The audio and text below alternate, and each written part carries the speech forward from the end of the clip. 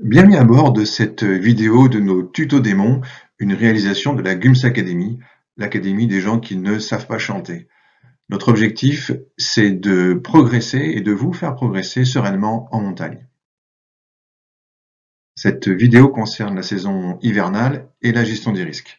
Nous allons aborder la méthode de réduction des risques, qui est un des outils pour appréhender le risque d'avalanche. Les notions abordées ici concernent ce que nous appelons le niveau 2, c'est-à-dire des pratiquants expérimentés, encadrants ou non. Plusieurs déclinaisons de cette méthode existent.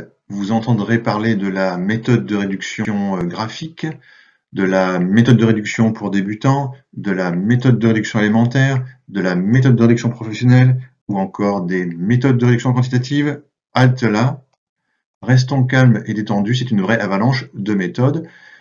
Concentrons-nous sur deux méthodes jumelles, la MRD et la MRE. Ces deux méthodes ont été très bien exposées par Philippe Descamps et Olivier Moret lors de leur conférence à l'ENSA en février 2020 à propos de leur livre publié aux éditions Guérin. Cette conférence, diffusée par TV Mountain, couvre de nombreux aspects de la gestion des risques en randonnée hivernale. Vous trouverez le lien vers cette diffusion dans la description de cette vidéo. Voici donc un extrait au sujet de ces deux méthodes de réduction des risques. Je leur laisse la parole. Alors la méthode de réduction la plus simple, ça consiste dès la préparation de course à éviter les deux combinaisons à l'origine des accidents les plus graves. Alors à gauche, vous avez ce qui était appelé les trois anges de la mort, c'est-à-dire c'est la combinaison d'un danger marqué de degré 3, une pente à plus de 40 degrés et un versant orienté au nord. Il faut savoir cette combinaison, elle est à l'origine de nombreux accidents mortels impliquant souvent plusieurs victimes. La deuxième combinaison mortifère, c'est celle que vous avez à droite, qu'on a appelée l'analyse aveugle. Là, c'est la combinaison d'un danger marqué de degré 3 et une absence de visibilité de type jour blanc ou brouillard. Il faut savoir que cette combinaison, elle ne permet pas une bonne analyse du terrain, notamment au niveau des passages clés. On dévie facilement, il devient difficile de suivre une trace sûre, même en connaissant parfaitement les lieux.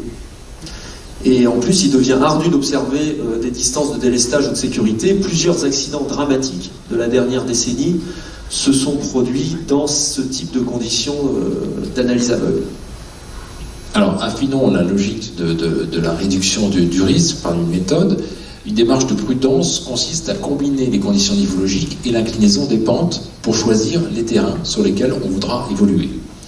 Avec un groupe de débutants, de skieurs possédant très peu d'expérience de la montagne sauvage, on va rechercher une grande marge de sécurité. Pour ça, bien par danger faible, on ne va fréquenter que des pentes inférieures à 40 degrés, par danger limité, danger de fréquenter des pentes inférieures à 35 degrés, par danger marqué, fréquenter des pentes inférieures à 30 degrés. Et on ne va pas sortir hors des domaines sécurisés en randonnée ou en raquette par un danger de niveau 4 avec un groupe de débutants. Pour les pratiquants expérimentés, mais souhaitant une bonne marge de sécurité, on va adopter la méthode de réduction élémentaire qui en fait s'adresse à un assez large public, qui consiste par danger faible à éviter les pentes les plus raides, qui sont mentionnées typiquement comme dangereuses dans le bulletin, par danger limité 2, donc à fréquenter des pentes inférieures à 40 degrés, par danger 3, fréquenter des pentes inférieures à 35 degrés, par danger 4, ne fréquenter que des pentes inférieures à 30 degrés. Et par danger de niveau 5, encore une fois, le niveau 5 c'est très exceptionnel, il y a des massifs dans lesquels il y a pratiquement jamais de niveau 5 qui sont annoncés, eh bien on va rester à la maison ce jour-là. La méthode de réduction élémentaire, donc celle de droite, elle est adaptée en fait à la plupart des courses classiques et des raids à ski. En l'appliquant, on pourra parcourir la montagne toute sa vie, profiter de la poudre en hiver, des meilleures neiges de printemps, tout en restant dans un niveau de risque socialement acceptable. Alors, petite précision à ce que vient de vous dire Philippe, une précision importante quand même. Par danger faible ou limité, il faut prendre en compte la pente dans laquelle on évolue, c'est-à-dire environ 10 mètres de chaque côté de la trace, comme vous le voyez là sur la photo. À partir d'un danger de niveau 3, et a fortiori en 4, il faut prendre en compte l'ensemble de la pente sur laquelle on évolue, et en particulier les pentes qui dominent l'itinéraire. Alors, cette représentation graphique permet de peut-être visualiser plus finement les méthodes de réduction déjà la méthode de réduction pour débutants et la méthode de réduction élémentaire, en tenant compte de la progressivité du danger. Donc l'abscisse en bas représentant les degrés de danger, on voit cette progression géométrique, on voit que la plage de danger est plus grande avec un danger 3. En ordonnée, on va avoir l'inclinaison de la pente. Le trait noir montre la limite que les débutants ne devraient pas franchir dans leur préparation pour gérer sur le terrain une situation avalancheuse à leur portée.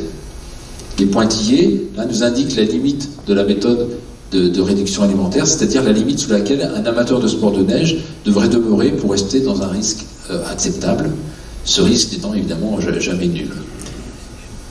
L'intérêt de cette représentation, c'est qu'elle permet de visualiser peut-être plus finement le danger pour éviter l'effet d'escalier que l'on pourrait avoir en appliquant un peu bêtement la méthode de réduction élémentaire.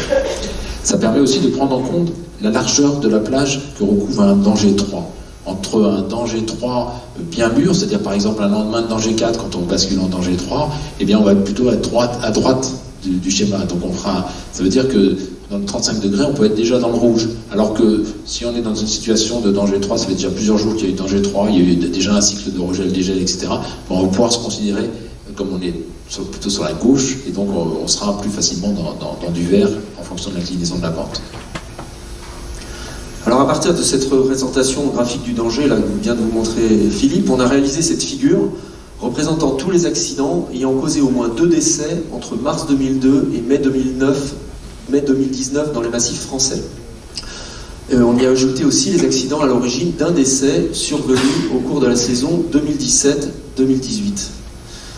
Et au cours de cette période, l'ANENA, donc l'Association pour l'étude de la neige et des avalanches, a recensé 76 événements avec un bilan comme celui-là. Alors nous, on s'est plongé dans les archives, on a recoupé avec les informations de la presse, des sites communautaires ou des sites spécialisés, avec nos propres informations recueillies dans certains cas sur le terrain. On a écarté les accidents sur lesquels on ne disposait pas de données fiables. Et on a pu déterminer avec suffisamment de précision la localisation et l'inclinaison de la zone de déclenchement pour 72 accidents. C'est l'axe vertical.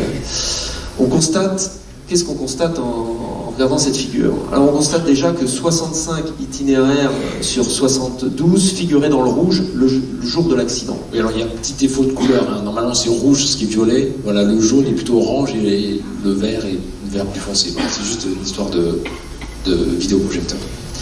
52 accidents se sont produits par danger marqué, degré 3. C'est un résultat qui confirme selon nous la sous-estimation de ce niveau de danger par les pratiquants. Et par rapport à la figure parue dans notre précédente édition de 2016, on note une augmentation des accidents dans les pentes inclinées à plus de 40, voire 45 degrés. Et cette tendance peut-être s'expliquer par la banalisation de la pratique du ski de pente raide qui n'épargne pas les skieurs, contrairement parfois à une idée répandue. Alors ce qui nous frappe, nous, d'emblée, devant ce graphique, c'est le caractère prévisible de la plupart des accidents. Et il faut bien reconnaître que ce travail sur les accidents a renforcé notre conviction qu'une plus grande diffusion et un usage plus répandu de la méthode de réduction élémentaire permettrait d'éviter de nombreux accidents. Donc, en hypersynthèse, on comprend que ces deux méthodes sont identiques quant aux critères pris en compte. Le risque d'avalanche annoncé, d'une part, et d'autre part, la pente. C'est la marge de sécurité qui différencie les deux. Par exemple, en risque 2, on skiera sur des pentes inférieures à 35 degrés avec la MRD et jusqu'à 40 degrés avec la MRE. Alors, en conclusion, ces méthodes méritent d'être considérées. Elles ne suffisent pas, bien sûr, à résumer les conditions naturelles, mais il s'agit là d'un outil qui peut utilement compléter notre boîte à outils de randonneurs hivernaux. Quant à la marge que l'on souhaite se donner, MRD ou MRE, c'est un choix personnel, mais notons que dans la position de l'encadrant, ce choix n'est plus si personnel que cela. Voilà, c'est fini pour cet épisode. Un merci tout particulier à Philippe Descamps et Olivier Moret pour leur présentation. Merci, à bientôt.